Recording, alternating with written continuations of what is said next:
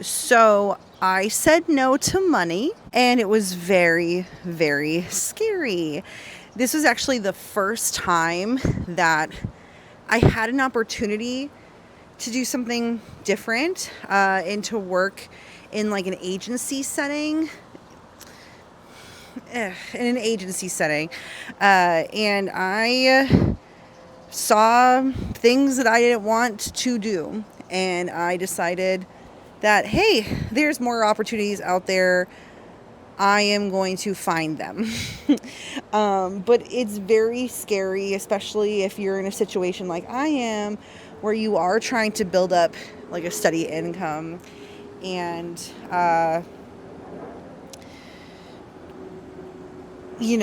saying no to some money is maybe not the best thing in some cases.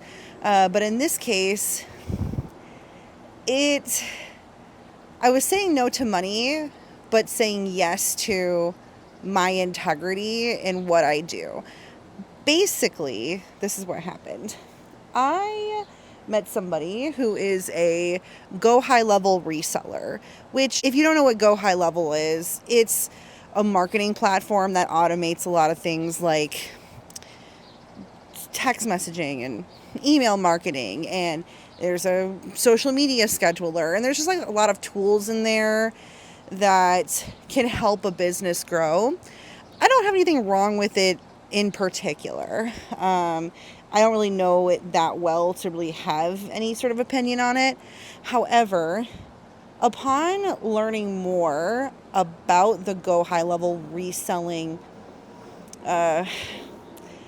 community, or like the ecosystem, I would say, it's got some MLM vibes that I'm not really into. Now, granted, it's not an MLM, but the way that it works is that you can get, resell rights of the platform, and then you could sell it to businesses who need it under sub accounts. So you could be like, hey, local company, do you need a platform that does a lot of marketing stuff?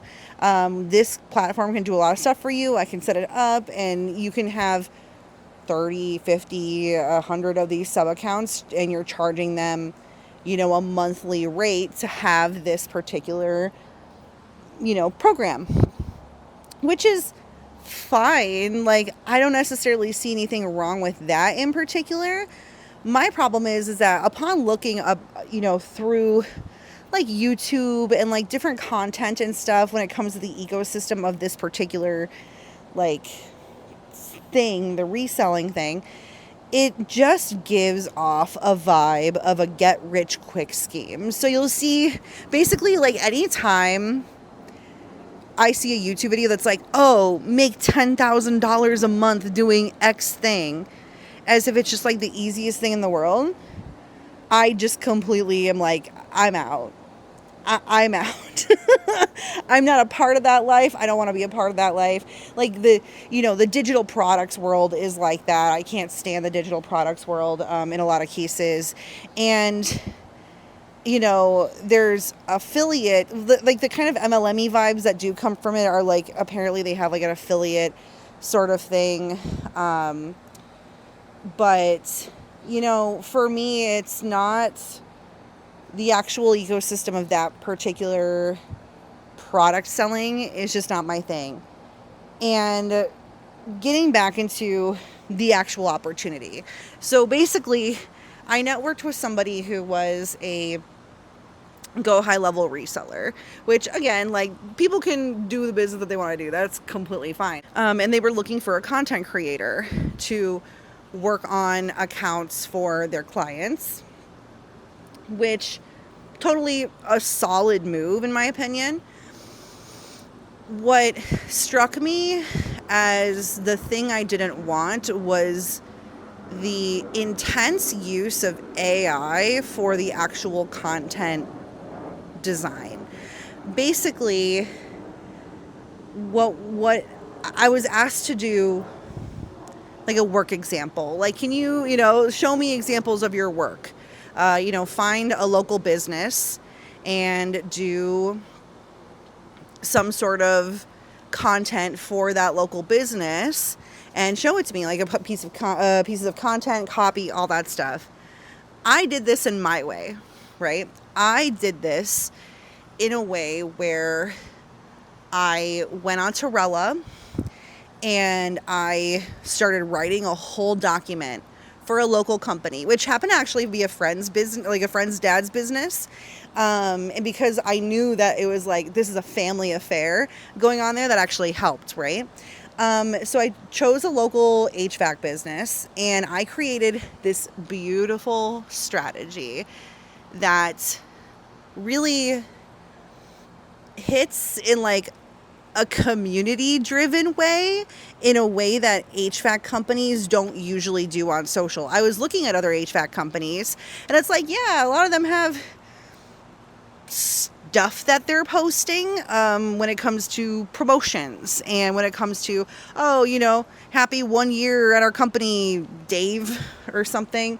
But what I noticed was there was a lack of customer stories and wins being you know, telegraphed, or just, they weren't talking about wins, they weren't talking about the customers, they weren't really showing how you can create opportunities for word of mouth for the people that you work for. So here were my main concepts.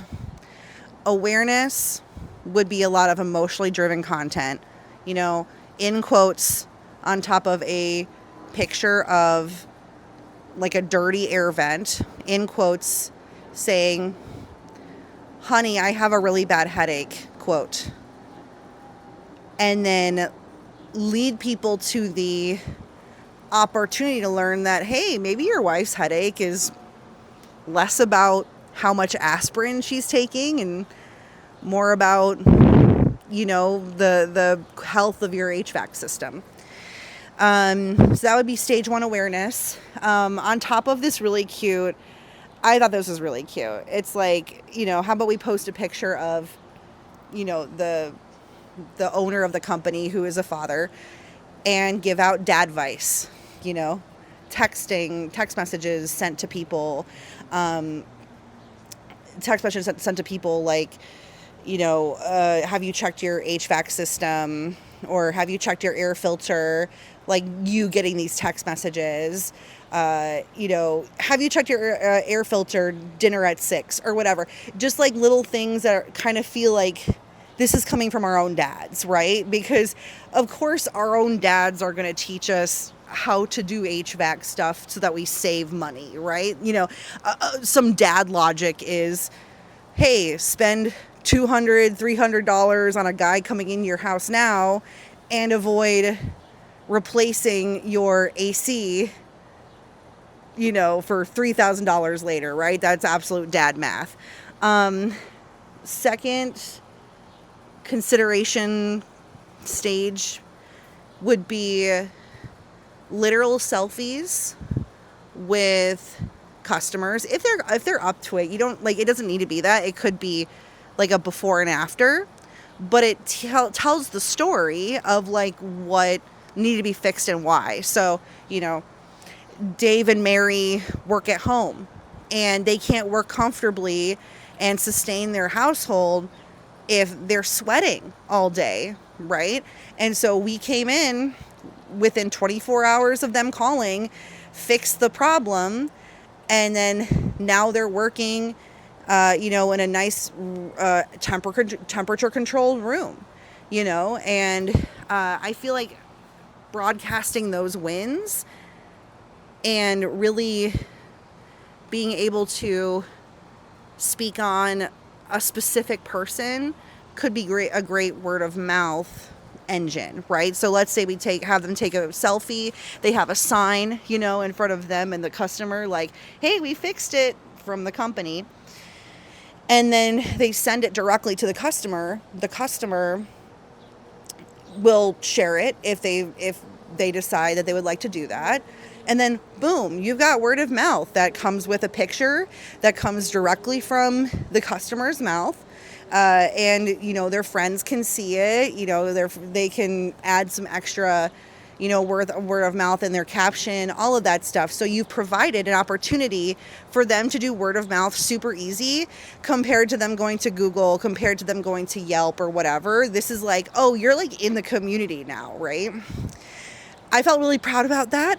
The thing is like, who knows if that would be something that an HVAC company would be comfortable with, but it is a risk compared to what other HVAC companies are doing. Then the third stage would have been the easier call to action stuff, like, hey, Jimmy can't sleep at night unless it's really cold, neither can you. Call now. Just like the more ad stuff, but it's a more well-rounded social strategy. And I took so much time on this, maybe like 8 to 10 hours on it. And I felt like I learned a lot from that, right? Like I felt like I learned a lot from that particular task. And here's where the no starts to come. Because here's where the no starts to come. I sent this over and I was like, hey, here's this platform that I do social media management on. Here's the content. Here are all of this, go to this document with like all of this information, all of this like competitor research, all of this like branding research, all these things. And just take a look. Let me know what you think.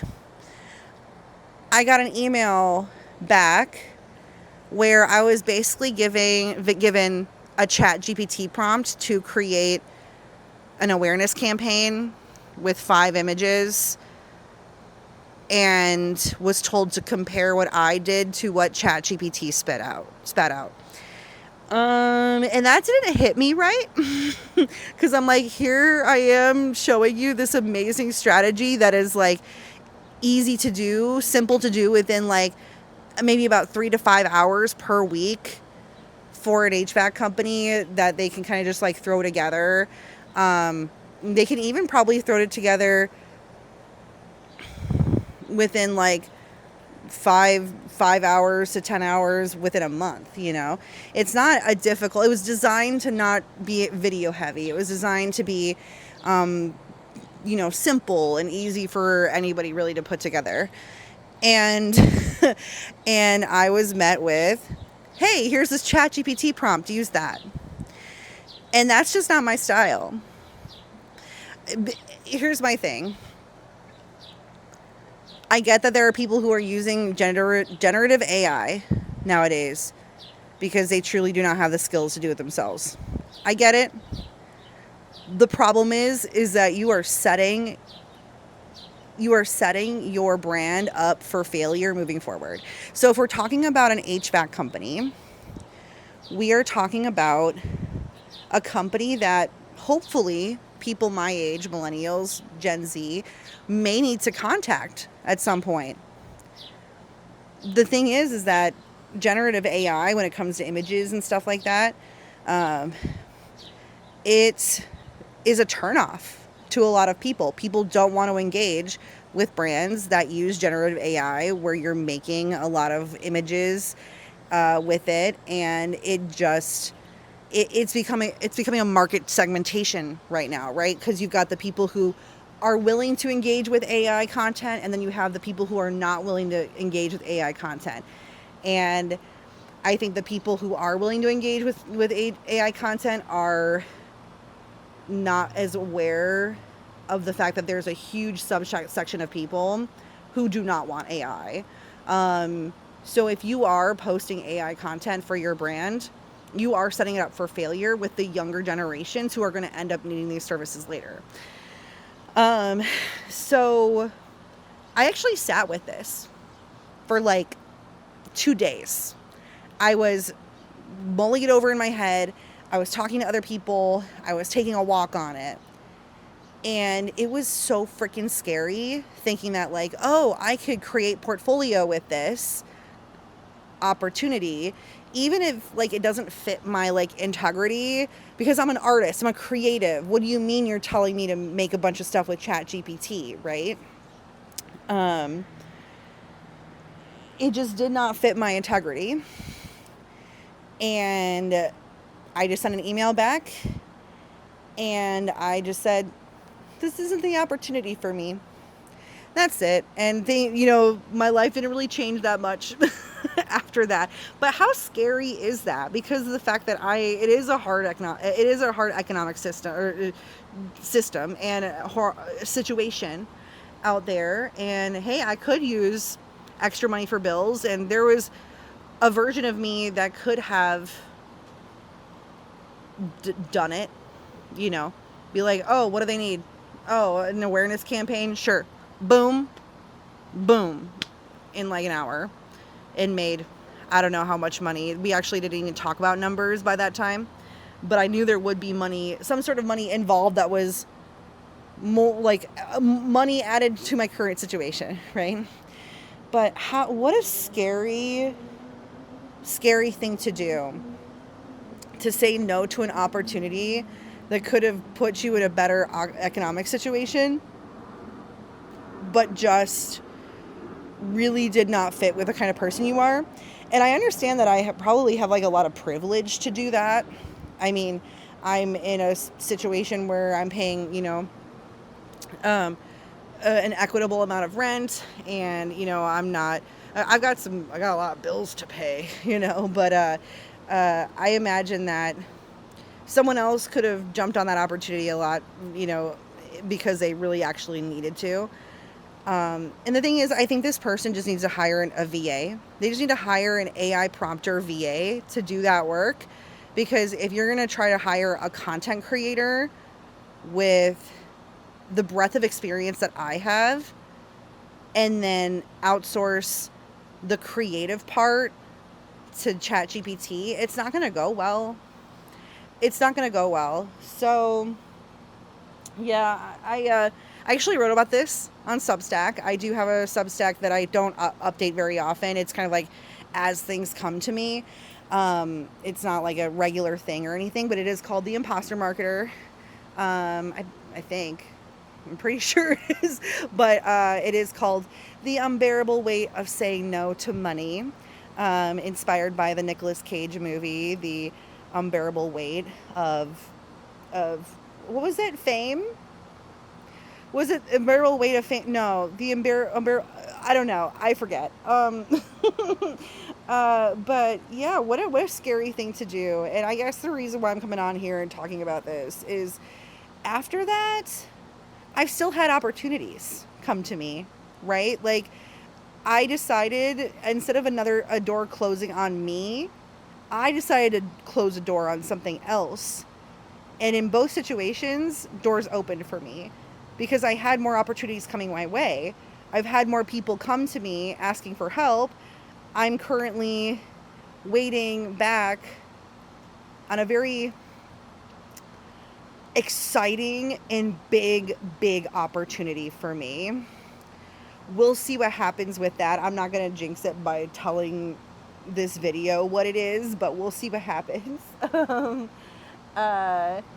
But yeah, I just want to come on here and talk about that. If you've ever had an experience like this, I would love to hear your experience of, hey, did you ever have to say no to an opportunity that on paper could have added to your wealth or added to your savings or helped you pay a bill, but you were just like, absolutely the frick not?